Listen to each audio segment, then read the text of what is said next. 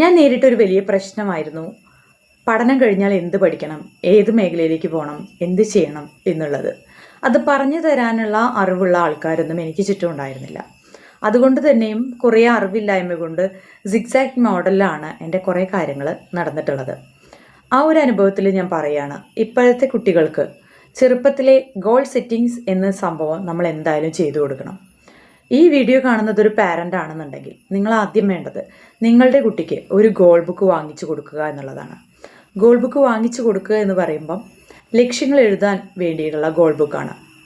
കാരണം അതൊരു സാധാ നോട്ട്ബുക്ക് ആയാലും മതി.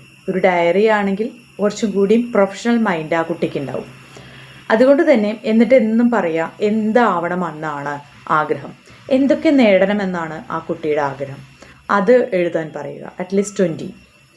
ഇങ്ങനെ എഴുതുമ്പോൾ അവർക്ക് ഒരു ക്ലാരിറ്റി ഉണ്ടാവും. ഇത് ദിവസം അവരുടെ ഒരു ഡെയിലി റുട്ടീനാവും. അപ്പോൾ നമുക്കറിയാം, രാവിലെ എഴുന്നേൽക്കുന്നത് നമ്മുടെ റുട്ടീനാണ്, ബ്രഷ് ചെയ്യുന്നതും ബ്രേക്ക്ഫാസ്റ്റ് കഴിക്കുന്നതൊക്കെ നമ്മുടെ റുട്ടീനാണ്.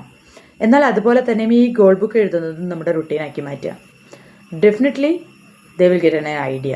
അവർക്കൊരു ഐഡിയ കിട്ടും, അവർക്കൊരു എയിം ഉണ്ടായിരിക്കും. So if you are a good parent, buy a goal book for your child.